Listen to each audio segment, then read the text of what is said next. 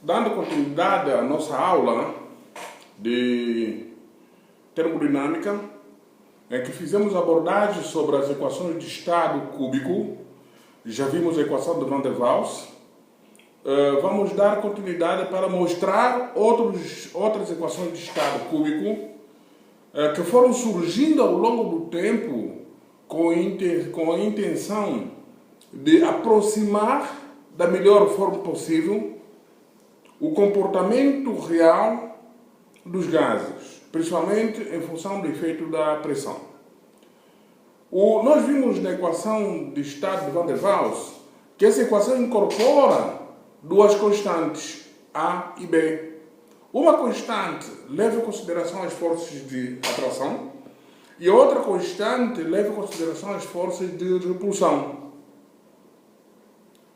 E essas constantes, eles prevalecem quando as nossas expressões de operação forem altas. O mesmo procedimento que foi utilizado para elaborar as equações utilizadas para a determinação ou para o cálculo de A e B, que consiste na derivada da pressão em relação ao volume, a temperatura constante da equação do estado de Van der Waals, a derivada primeira e a derivada segunda, cada uma das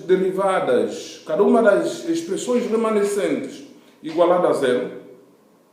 Com isso, obtém duas equações, e sendo duas incógnitas, com duas equações você determina automaticamente as constantes correspondentes.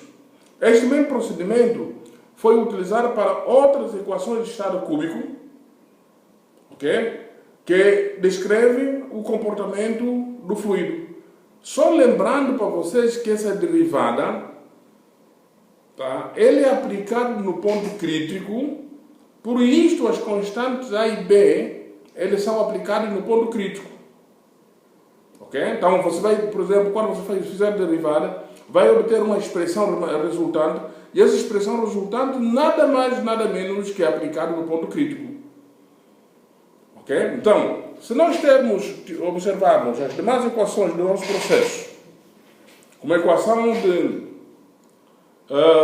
Rayleigh-Kwong, de Solve, etc., todas essas equações vão ter exatamente o mesmo procedimento para o cálculo das constantes A e B.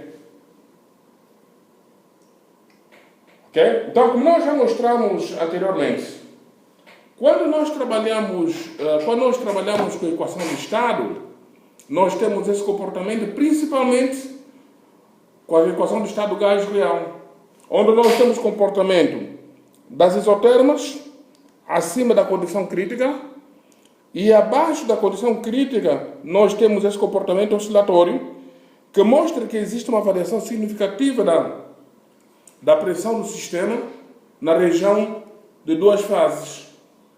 Então, esse comportamento ele começa a mostrar necessariamente a ideia de podermos melhor aplicar ou entender os fenômenos que estão associados. Então, depois da equação de Van der Waals, foi proposta então a equação cúbica de Rayleigh-Kwong. A equação cúbica de Rayleigh-Kwong. Vocês observam que a equação de Rayleigh-Kwong, comparativamente à equação de Van der Waals, ele tem a mesma característica. Então nós temos no primeiro momento o primeiro termo que é RT sobre V menos B, que é igual à expressão que aparece na equação de Van der Waals.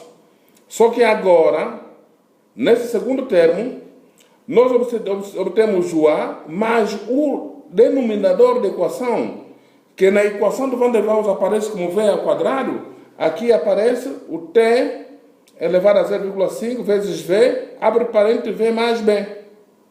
E, consequentemente, utilizando o mesmo procedimento utilizado anteriormente para a equação de Van der Waals, para o cálculo da constante ou para o desenvolvimento da expressão A e B, utilizando o mesmo procedimento, aqui se determina o A e o B. Então, tanto o A como o B, eles também são funções das propriedades críticas do meu gás.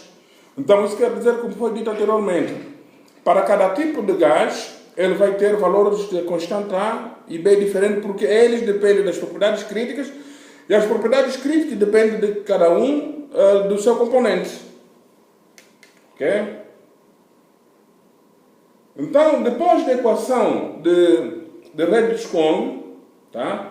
Depois da equação então, já vimos a equação de Van der Waals, de Redstone, temos também a equação cúbica de Solf e Redstone.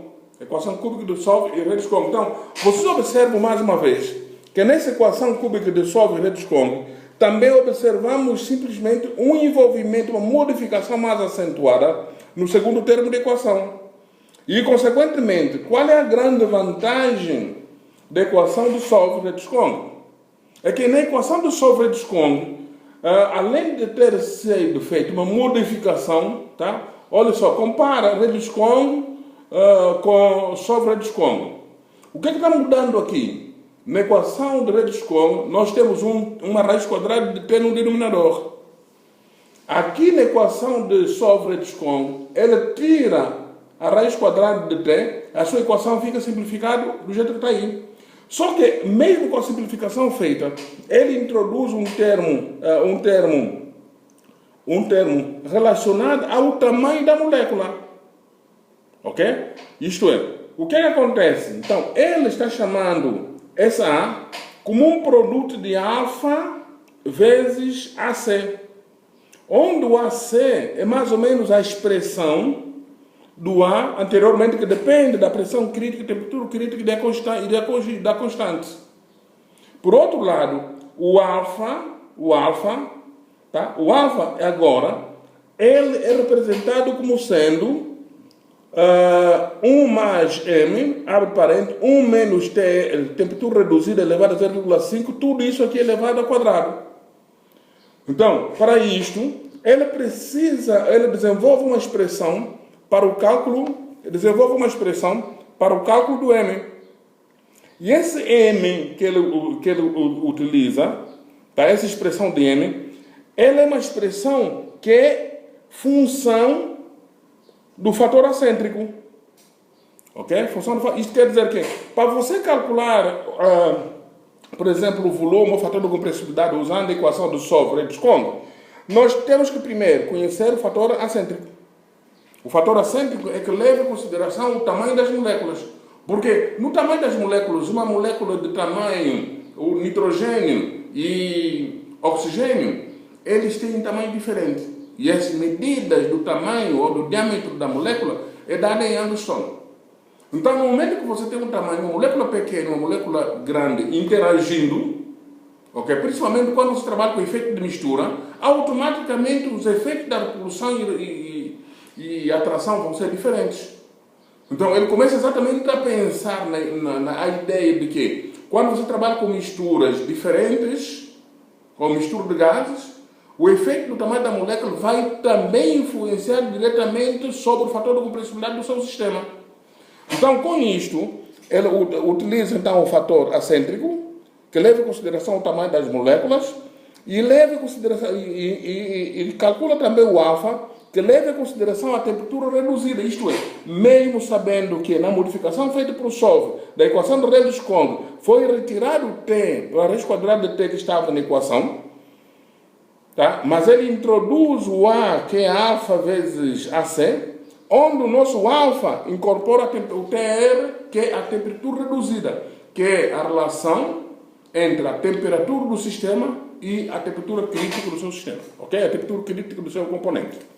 Okay? Então, a equação de Solf e Redstone, ele então traz essa grande modificação. Incorpora, desta vez, o fator acêntrico. Depois disso, Peng e Robson. O Peng e Robson também trabalha no mesmo princípio, fazendo a modificação da equação para melhor representar o comportamento real do seu processo. E nessa ideia de representar melhor o comportamento do processo, ele também modifica, na essência, o segundo termo da equação. Quando ele faz a modificação do segundo termo da equação, ele também utiliza o conceito que foi proposto por Solve Rediscon, com a introdução do fator acêntrico como elemento crucial na avaliação dos efeitos de repulsão e atração em função das forças de interação molecular existentes. Então ele representa então essa equação de uma forma muito mais extensiva. Também chama o A como A igual a alfa vezes AC, e consequentemente o AC é exatamente aquela constante, uma expressão obtida com base na derivada primeira da pressão versus volume e a derivada segunda da pressão versus volume, tá? Igual a zero cada um dos termos, e consequentemente faz a relação algébrica entre os dois e encontra então a expressão resultante, onde o alfa tem uma expressão similar, mas em função da temperatura reduzida também. Mas ele tira aqui a temperatura, aparece a temperatura aqui reduzida. E, consequentemente, o B que aparece na equação, também é calculado com base na mesma relação da derivada, a primeira derivada, a segunda da pressão versus volume. Então, o parâmetro que é introduzido aqui com base na equação de alfa é exatamente o nosso M. O M, ele gera uma equação de segundo grau, segunda ordem. Nessa equação, ele introduz então o fator acêntrico como elemento crucial. Não sei se vocês estão entendendo. Nós não podemos avaliar. Tá? Quando nós trabalhamos com componentes puros, as moléculas presentes no sistema, todos têm o mesmo tamanho. Quando trabalha com moléculas, com mistura de componentes, automaticamente o tamanho da molécula vai fazer diferença. Agora, mesmo que você trabalhe com moléculas do mesmo tamanho, o tamanho e o peso da molécula tem uma relação também direta, mesmo sendo uniforme, tem uma relação direta exatamente com a pressão do seu sistema. Ok?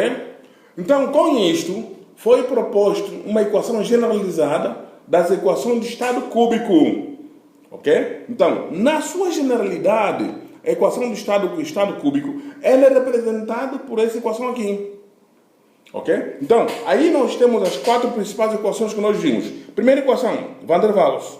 Para o Van der Waals, com base nas variáveis presentes aqui, o N, o U e o W. Então, para o Van der Waals, para nós, a partir da equação genérica, obtermos a equação proposta por Van der Waals, é só fazer U igual a 0 e W igual a 0. Isto é, se fizer U igual a 0, W igual a 0, automaticamente esse termo fica como quem? A sobre V quadrado, que é igual exatamente a equação de Van der Waals. Se nós fizermos, para a equação de Rediscon, se nós fizermos U igual a 1 e o W igual a 0, U igual a 1, vamos ter o quê? V quadrado mais BV. Ok? Se nós trabalharmos com a equação de Solve Rediscon, nós vamos ter, então, o U igual a 1 também. U igual a 1. E o W igual a 0. Se nós trabalharmos com a equação de Peng-Robson, ok? Trabalhando com a equação de Peng-Robson, nós vamos ter o U igual a 2 e o nosso W igual a menos 1. Então, a partir da equação genérica, se você tem a equação genérica, tendo essas relações paramétricas, você consegue chegar a qualquer uma das equações de estado cúbico. Por que chegar na equação de estado cúbico? Porque a partir daí você consegue relacionar em termos de variáveis. Por exemplo, eu digo para você, eu tenho um gás composto por nitrogênio na sua essência, ele está a uma pressão de 5 atm e uma temperatura de 20 graus. Eu quero saber o fator de compressibilidade. Eu digo, experimentalmente, tá, o fator de compressibilidade, o coeficiente de compressibilidade é igual a 1. Igual a 0,8. Então, esse valor é um valor experimental. Então, o que você deve fazer? Vai fazendo esse cálculo do fator de compressibilidade, utilizando todas as equações cúbicas, para ver qual das equações representa um valor muito mais próximo do valor real. Quando você faz isso, você começa a observar, de fato, qual é a consistência da sua correlação ou da sua equação com relação ao dado real. Porque o que é que nós fizemos? Os modelos matemáticos ou correlações matemáticas, eles foram propostos exatamente para poder eliminar o efeito dispendioso do uso de instrumentação no sentido de poder encontrar soluções matemáticas, soluções do seu problema. Isto é, ter melhor representação.